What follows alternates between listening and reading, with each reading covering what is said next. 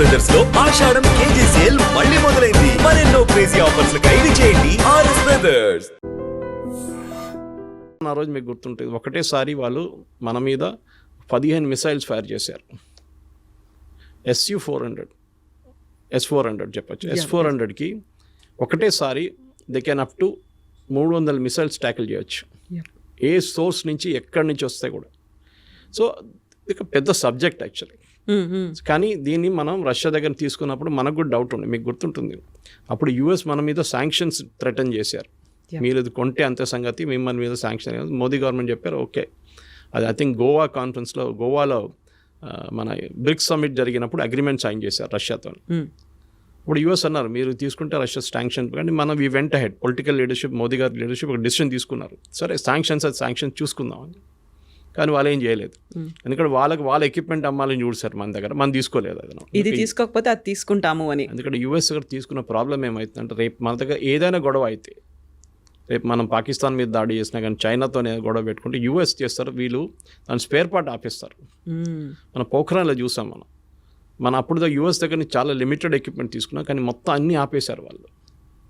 So we should be careful. యుద్ధం అనేది ఏదో వచ్చి కొట్టుకుందాం, ఇటు బాంబులు వేద్దాం, మోదీ గారు పాకిస్తాన్ని మొత్తం ధ్వంసం చేసేయండి, అది నడవదు. ఈవెన్ పిఓకే ఇష్యూ కూడా దానికన్నా పెద్ద ఇష్యూ. కాకపోతే ఇప్పుడు ఇంత అయిన తర్వాత సడన్గా విక్రమ్ మిస్త్రీ గారి మీద పడ్డారు. ఆయన అబ్యూజివ్ కామెంట్స్ అనేవి ఉన్నాయి, ట్రోల్స్ అనేవి ఉన్నాయి.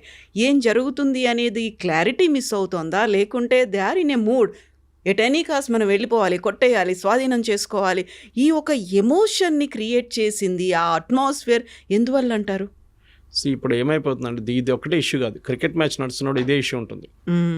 ఒక క్రికెట్ మ్యాచ్ ఓడిపోతే సంగతి అంతే. వీళ్ళందరూ కలిసి ధోని మీదనో కెప్టెన్ ఎవరున్నా విరాట్ కోహ్లీయా లేకుంటే రోహిత్ శర్మ ఇవే పడతారు వీళ్ళందరూ కలిసి. సో మన దగ్గర ప్రాబ్లం ఏంటంటే, నేను చెప్పాను చూడండి, మన దగ్గర డ్రాయింగ్ రూమ్లో కూర్చొని ఐపీఎల్ చూసుకుంటా ధోని దగ్గర బ్యాటింగ్ ఎట్లా చేయాలని చెప్తారు మన వాళ్ళు.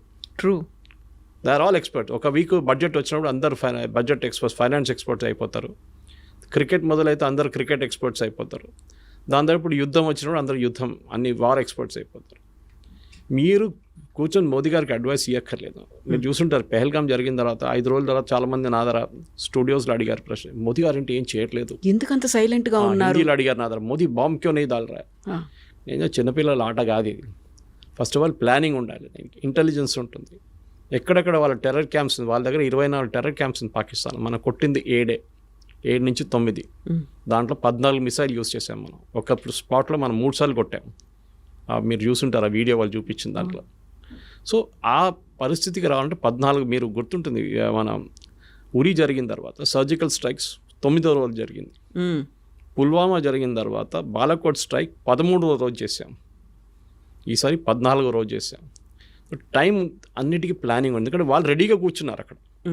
పహల్గాం కాగానే ఇండియా అటాక్ చేస్తారని వాళ్ళకి తెలిసిపోయింది, టెర్రరిస్ట్ కానివ్వండి, పాకిస్తాన్ ఆర్మీ. కానీ ఒక వారం తుపాకీ కూర్చొని పట్టిన మనిషి ఒక వారం తర్వాత అంటాడు, ఏంటి ఎవరు రావట్లేదు, ఇది బోర్ కొడుతుంది కదా, మనం ఎంత కూర్చోవాలి చెప్పేసి పక్కన రిలాక్స్ అయిపోతారు. ఆ టైంలో కొట్టాలి. That is very important. Sun Tzu అని చెప్పి చైనీస్ ఫిలాసఫర్ ఉన్నారు, చాలా ఫేమస్, మీరు చదువుంటారు, ఆర్ట్ ఆఫ్ వార్ అని ఒక బుక్ రాశారు. దాంట్లో he always says you should catch the enemy unprepared. చాలా ఇంపార్టెంట్. ప్రిపేర్డ్ ఉన్నప్పుడు మనం మిసైల్ ఫైర్ చేస్తే వాళ్ళు ఫైర్ చేస్తారు, మనకేం అడ్వాంటేజ్, మళ్ళీ మన మీద ధ్వంసం ఎక్కువైపోతుంది. సో వాళ్ళు ఈ షుడ్ మొత్తం ప్లానింగ్ చేసుకున్న తర్వాత, డీటెయిల్ ఇంటెలిజెన్స్ వచ్చిన తర్వాత మనకు కరెక్ట్గా హిట్ చేసాం. వాళ్ళు కూడా అడ్మిట్ చేస్తున్నారు ఇంతమంది చనిపోయారని చెప్పి. ఒక ప్లేస్లో అయితే ఏదో మస్జిద్ లోపల మహిళలు పిల్లలు అందరు చనిపోయారన్నారు. రాత్రి 1 గంటకు ఈ మహిళలు పిల్లలు మస్జిద్ లోపల ఏం చేస్తున్నారండి, ఎందుకున్నారు అక్కడ? అక్కడే మీకు క్వశ్చన్ వచ్చేది. ఇట్ వాజ్ నాట్ ఎ మస్జిద్ పేరు పెట్టుకున్నారు అంతే. అది ప్లేస్ చూడండి, అది ఇప్పుడు మీరు గూగుల్కి వెళ్ళి ఆ మస్జిద్ పేరు కొడితే పర్మనెంట్లీ క్లోజ్డ్ అని వస్తుంది. సో మొన్న కూడా పాకిస్తాన్ ప్రైమ్ మినిస్టర్ వెళ్ళి మేము మళ్ళీ మస్జిద్ని కట్టేస్తాం మళ్ళీ మొత్తం, అంటే వచ్చిన ఫండ్స్ IMF దగ్గర నుంచి ఫండ్ దీనికి వాడుకుంటారు వాళ్ళిగా. మనకు ప్రాబ్లం లేదు, వాళ్ళు ఏమని చేసుకోవచ్చు. ప్రాబ్లం ఈజ్ పాకిస్తాన్ ఆర్మీకి సర్వైవ్ చేయడానికి టెర్రరిజం కావాలి వాళ్ళకి. ఇప్పుడు కాదు, 35 సంవత్సరాల నుంచి చేస్తున్న పని వాళ్ళది. ఆఫ్ఘనిస్తాన్లో టెర్రరిస్ట్ని తయారు చేయడం, ఫస్ట్ ఐసిస్, దాని తర్వాత Al-Qaeda, first Taliban, Al-Qaeda, ISIS, దాని తర్వాత మొత్తం ధ్వంసం అయిన తర్వాత ఇప్పుడు తాలిబాన్ టేక్ ఓవర్ చేసుకున్నారు ఆఫ్ఘనిస్తాన్. సోవియట్స్ పారిపోయారు, మరి తర్వాత US పారిపోయారు, నేటో పారిపోయారు.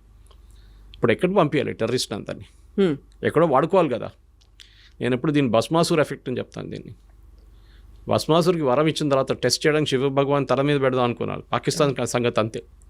ఇప్పుడు పాకిస్తాన్ తల మీద తేరికా తాలిబాన్ వచ్చి కొడుతున్నారు, అటువైపు నుంచి బలూచిస్తాన్ వాళ్ళు కొడుతున్నారు, ఇటువైపు టెర్రరిస్ట్ కూర్చున్నారు. వాళ్ళు అంటున్నారు మన ఇండియాకి పోకపోతే మేమేం చేయాలంటున్నారు. ఏం పని ఉంది మాకు ఇక్కడ అండి. సో దే ఆర్ సర్వైవింగ్ దానికోసం.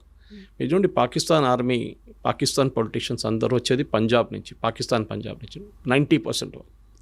ఒక ఎక్సెప్షన్ ఇమ్రాన్ ఖాన్ అట్లాంటి వాళ్ళు ఉండొచ్చు, కానీ మిగతా అందరు అక్కడి నుంచి వస్తారు. వీళ్ళకి మాఫియా, వాళ్ళు అక్కడే ఎన్షూర్ చేసుకుంటారు. ఈ ఏరియా నుంచి వచ్చిన వాళ్ళే. మీరు ఎప్పుడైనా ఖైబర్ పఖ్తూన్వా లేకుంటే బలూచిస్తాన్ నుంచి ఒక ప్రధానమంత్రి, ఒక ఆర్మీ చీఫ్ పేరు విన్నారా? ఎప్పుడు లేదు. వీళ్ళు అక్కడి నుంచి ఉంటారు. సో వీళ్ళని మనం ఈసారి కొట్టినప్పుడు భావాల్పూర్ కొట్టాం మనం, which was a very emotional hit for them. ఎందుకంటే వాళ్ళు ఎప్పుడు అనుకోలేదు మనం కొడతామని. పాకిస్తాన్ వైపు, అది కూడా పాకిస్తాన్ పంజాబ్లో అటాక్ చేయడం అని చాలా, వాళ్ళు ఎప్పుడు వాళ్ళ డ్రీమ్స్లో కూడా కళ్ళు కూడా రాదు వాళ్ళకి. కొట్టాం మనం. అదొక సైకలాజికల్ బ్లో ఉండేవారు. దాని తర్వాత మీకు తెలుసు రెస్ట్ ఆల్ ఈజ్ హిస్టరీ అని చెప్పేటట్లు మనం చాలా కొట్టాం. దాని తర్వాత వాళ్ళు వచ్చి మన దగ్గర మా విరామణ చేసుకుందాం, మనకు ఒక ఒప్పందం లాగా చేసుకుని, ఒప్పందం ఎక్కడ సైన్ చేయలేదు. We are not signed any agreement. కానీ ఇప్పటికీ ఒక స్టేల్ మేట్. ఇప్పుడేం లేదు, ఒక టైమ్అవుట్ అంటారు ఫుట్బాల్లో, టైమ్అవుట్ తీసుకున్నాం. అది 5 నిమిషాలు ఉండొచ్చు, 5 రోజులు ఉండొచ్చు, 5 నెలలు ఉండొచ్చు, 5 సంవత్సరాలు ఉండొచ్చు. ఏ రోజు మన మీద నెక్స్ట్ దాడి జరిగిందో ఆ రోజు మనం వి విల్ హిట్ బ్యాక్. ఇప్పుడు పహల్గామ్ జరిగి ఆల్మోస్ట్ 1 నెల కాబోతుంది. మీరు చూడండి, ఒక్క అటాక్ కూడా మనమే జరగలేదు. జరిగితే Modiji will give next authorisation, కొట్టండి ఈసారి అని చెప్పేసి. ఆల్రెడీ వాళ్ళ చాలా మటుకు ధ్వంసం చేస్తాం, వాళ్ళ ఎవాక్స్ని ధ్వంసం చేస్తాం, వాళ్ళ ఫైటర్ ఎయిర్క్రాఫ్ట్ని ధ్వంసం. వాళ్ళు కూడా చాలా మటుకు కాంట్రవర్సీ క్రియేట్ చేశారు. మేము రఫాల్ 5 రఫాల్, 1 రఫాల్, 3 సుఖాయిలు, 2 మిగ్లు కొట్టుపడేస్తామని చెప్పేసి. నిన్ననే government of India detailed statement ఒకటి ఇష్యూ చేశారు through press information bureau. And వాళ్ళ లాంగ్వేజ్లో ఒక ఎయిర్క్రాఫ్ట్ అంటే అసెట్ అంటారు దాన్ని. All our assets are intact అని చెప్పి పెద్దగా సపరేట్గా ఇచ్చారు వాళ్ళకి బాక్స్ లైన్లో. మనది ఒక ఎయిర్క్రాఫ్ట్ కూడా పోలేదు, ఒక ఎయిర్ఫీల్డ్ కూడా అటాక్ కాలేదు. దానికోసం మీరు చూసుంటారు, మోదీ గారు కాగానే, ఈ సీజ్ ఫైర్ కాగానే మోదీ గారు ఫస్ట్ విజిట్ ఆదంపూర్కి వెళ్ళారు. Adampur second biggest air force base మనది. ఎందుకు వెళ్ళారంటే వీళ్ళేం చెప్పారు, మేము ఆదంపూర్ మీద మిసైల్ కొట్టాం పాకిస్తాన్ వాళ్ళు అన్నారు, మొత్తం ధ్వంసం చేసాం, అక్కడ SU-400 ధ్వంసం చేసి అక్కడ ఫైటర్ ఎయిర్క్రాఫ్ట్ అని పోయిందని. మోదీ గారు వెళ్ళి నిలబడి, ఆప్టిక్స్ అంటారు మన ఇంగ్లీష్లో, లెఫ్ట్ షోల్డర్ మీద SU-400, రైట్లో ఒక మిగ్ నిలబడింది, MiG-29. That is optics. Modi గారు వచ్చింది ఆయన నార్మల్ ఎయిర్క్రాఫ్ట్లో కాదు, మిలిటరీ ఎయిర్క్రాఫ్ట్లో ల్యాండ్ అయ్యారు. అంటే runways working, systems are working, లేకుంటే ల్యాండ్ గారు. అదే టైంలో Pakistan army chief, Pakistan prime minister మన ఏదో వాళ్ళ బేస్కి వెళ్ళారు, ఎయిర్ ఫోర్స్ బేస్కి వెళ్ళలేదు, ఆర్మీ బేస్కి వెళ్ళారు. అది కూడా ఎట్లా వెళ్ళారు, కార్లో జీప్లో వెళ్ళారు. దట్ మీన్స్ వాళ్ళ దగ్గర ఉన్న ఎయిర్ ఫోర్స్ బేస్ ధ్వంసం అయిపోయింది, అక్కడ ల్యాండ్ చేయలేమని చెప్పి చాలా క్లారిటీ వచ్చేస్తున్నారు అనమాట. సో యుద్ధం అనేది మన వాళ్ళు కూడా దే షుడ్ అలౌ పొలిటికల్ ఎస్టాబ్లిష్మెంట్ని వాళ్ళ పని చేయనియండి, వాళ్ళకి తెలిసి ఏం చేయాలని చెప్పి. విక్రమ్ మిస్త్రీ గారి మీద చేసిన దాడి ఐ థింక్ మన దేశంలో ఒక కల్చర్ అయిపోయింది. ఎవరైనా మీ ఒపీనియన్కి వ్యతిరేకంగా ఏమైనా చెప్పారంటే వాళ్ళ మీద ట్రోల్ చేస్తారు. He's only a messenger. ఆయన ఒక స్టేట్మెంట్ తీసుకొచ్చి చెప్పారు అంతే. ఆయన కాదు డిసైడ్ చేసింది, పొలిటికల్ లీడర్షిప్ డిసైడ్ చేశారు. He's a messenger. ఇంగ్లీష్లో అంటారు ఇప్పుడు డోంట్ షూట్ ద మెసెంజర్ అని. మనం చేసిన పని అది. మనం తెలియదు. Of course his daughter used to represent రోహింగ్యాని రిప్రజెంట్ చేస్తుందంటే అది ఇంకో పొలిటికల్ కేసు, అది సపరేట్. చాలామంది పిల్లలు ఇప్పుడు మన కూతురు కానీ కొడుకులు కానీ వాళ్ళ ఫిలాసఫీ ఉంటుంది వాళ్ళకి, మనం ఆపలేం వాళ్ళని. దాన్ని బట్టి మన పేరెంట్స్ మీద ఎందుకు పడ్డాలి. అది అఫ్కోర్స్ అమ్మాయి మీద దాడి చేస్తారు, చాలా ట్రోల్ చేశారు, ఆమెని మళ్ళీ ఆమె అకౌంట్ ప్రైవేట్ చేసేసింది. కానీ ఇది మెచ్యూరిటీ లేదు. ఇక్కడ కూడా ఈ సోషల్ మీడియా ప్రాబ్లం ఏంటి, నేను ఎప్పుడు చెప్తూ ఉంటాను, మీరు వాట్సాప్లో ఒక మెసేజ్కి 10 రూపాయలు అనే కండిషన్ పెట్టండి, రేపటి నుంచి మొత్తం వాట్సాప్ మెసేజ్లు బంద్ అయిపోతాయి అన్నీ. అందరూ ఇప్పుడు ఫ్రీ ఉందని చెప్పి జియో వచ్చి ఇంత ఫ్రీ డేటా ఇచ్చిన తర్వాత ఏం చేయాలని తెలియదు. 5 నిమిషాలు దొరికితే ఏదో వీడియో చూస్తుంటారు మన వాళ్ళు. మీరు ఎక్కడికైనా వెళ్ళండి, మెట్రో చూడండి, వర్క్ సైట్కి వెళ్ళండి, ఇది ప్రాబ్లం అనమాట. ఏదో వీడియోలు పొద్దున్న సాయంత్రం దాకా ఫార్వర్డ్ చేస్తూనే ఉంటారు. ఒక్కటే వీడియో మీ 100 చోట్ల నుంచి వస్తుంది మీకు. ఎందుకంటే ఆ వాడడానికి మీకు తెలియట్లేదు, మెచ్యూరిటీ లేదు దాంట్లో. ఇప్పుడు నాకు కూడా వస్తుందండి, మీకు చెప్పినట్టు పొద్దున్న నుంచి సాయంత్రం దాకా ఒక 20 మీడియా గ్రూప్స్ ఉంది, దాన్ని అందరూ వీడియోలు పడేస్తున్నట్టు పొద్దున్న నుంచి. వస్తే డిలీట్ చేసుకుంటూ వెళ్ళిపోతాను నేను. కానీ కొన్ని సైట్స్, కొన్ని గ్రూప్స్ ఉన్నాయి వేరే సీరియస్ డిస్కషన్ నడుస్తుందని, అది నేను రిటైన్ చేసుకుంటాను, టైం దొరికినప్పుడు చూసుకుంటాను. అదనమాట ఇది మనం మెచ్యూరిటీ ఉన్నప్పుడు చేయాల్సింది. ఏదో వీడియో వచ్చింది చెప్పి ఫార్వర్డ్ చేయడం కాదు, ఏదో వీడియో వచ్చింది చెప్పి రియాక్ట్ చేయడం కాదు, మిస్రీ గారు వచ్చి ఒక స్టేట్మెంట్ ఇచ్చినప్పుడు ఆయన మీద దాడి చేయడం కాదు. ఈ సేమ్ విత్ మోదీజీ గారు. ఎందుకు సీజ్ ఫైర్? మీకు ఏం తెలుసు యుద్ధం గురించి? బంగ్లాదేశ్ యుద్ధం గురించి తర్వాత మనం బ్యాంక్రప్ట్ అయిపోయాం యాజ్ అ నేషన్. చెప్పాను చూడండి, కంప్లీట్గా బ్యాంక్రప్ట్. 5 సంవత్సరాలు మనకు బయటపడడానికి టైం తీసుకున్నాం.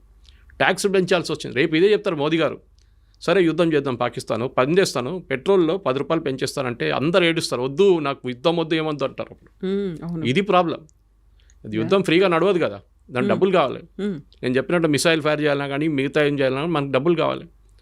సరే మనం అప్పుడు చేసాం కూడా, we had put a cess at that time. చైనాతో జరిగినప్పుడు సెస్ పెట్టాం మనం, డబ్బులు కావాలి.